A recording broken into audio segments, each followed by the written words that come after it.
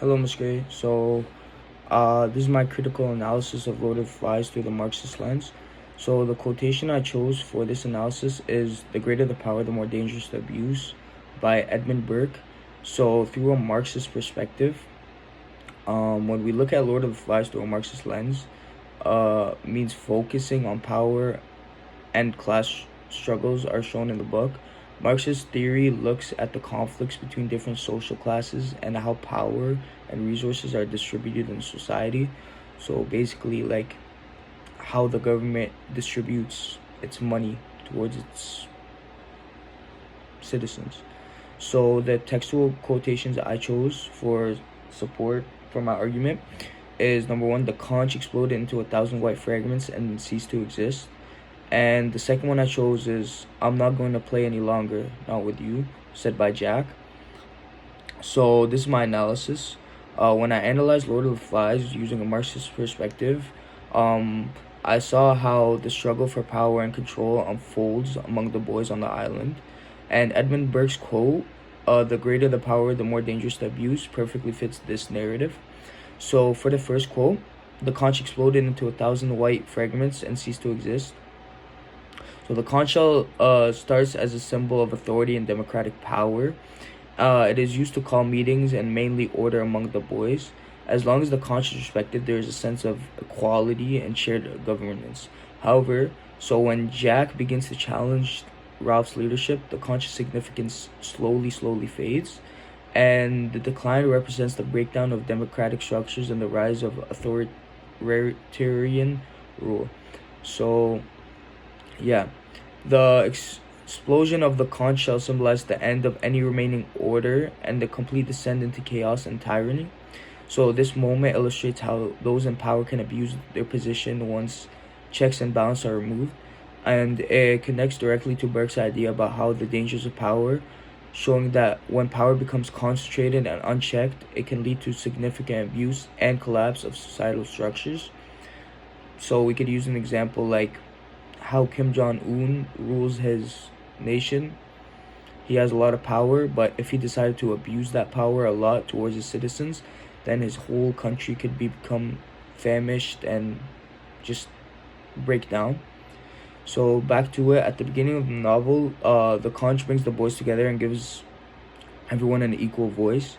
Ralph uses it to create rules and maintain order, but as Jack's influence grows, the power of the conch diminishes.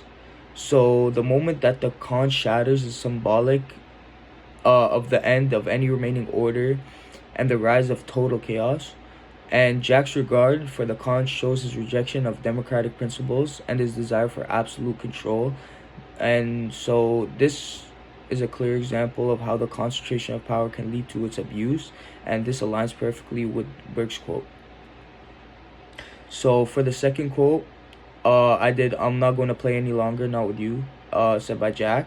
So Jack's declaration marks his open rebellion against Ralph's authority and the democratic order that the conch represents in general. And this act of defiance is a turning point in the book. So this leads to a formation of a new violent hierarchy, and this time it's under Jack's rule instead of Ralph's. And so he creates a tribe, and his new tribe operates on brute fear and brute force. So demonstrating the shift from a cooperative society to one where power is held by the few and abused. So we could use like a democratic society through Ralph's leadership, and then Jack's more of a, you could put it into a communist word. So Jack's rebellion against Ralph illustrates the Marxist concept of a class struggle. Ralph represents order, democracy, and cooperation, while Jack symbolizes an authoritarian figure who gains power or fear through fear and violence. So Jack's rise to power and the subsequent abuse of the power shows the inherent dangers and hierarchical structures where power is unchecked. And this supports Burke's assertion that greater the power often leads to greater abuse in general. And Jack's refusal to follow Ralph's leadership represents the breakdown of social order and the rise of a new power structure based on how fear and violence. So Jack's tribe becomes more savage and less humane, slowly, highlighting the dangers of unchecked power. And as Jack gains more control, he becomes more tyrannical, using fear to maintain his authority. So this shift in power dynamic shows how easily power can corrupt and lead to abuse, and this reinforces the quote. So the connection to Burke's quote. So it is directly connected to the events in Lord of the Flies. As Jack gains more power, he abuses it more. And this leads to increased violence and eventually the deaths of Piggy and Simon.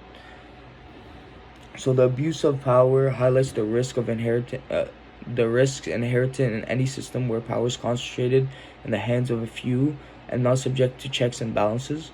So through the Marxist lens, Lord of the Flies serves as a critique of power dynamics and class struggles. It reveals how the concentration of power can lead to its abuse, resulting in the breakdown of society and the rise of tyranny. So Burke's quotation encapsulates this theme, highlighting the inherent risks of power without accountability. So in conclusion, analyzing Lord of the Flies through a Marxist lens using Burke's quote, "The greater the power, the more dangerous the abuse," we could reveal how power dynamics and class struggles play out in the novel. So the fall of the Conch and Jack's rebellion illustrate the dangers of unchecked power and the collapse of democratic structures. So this aligns with the Marxist theory and provides a deeper understanding of Golding's critique of society and human natures. Thank you.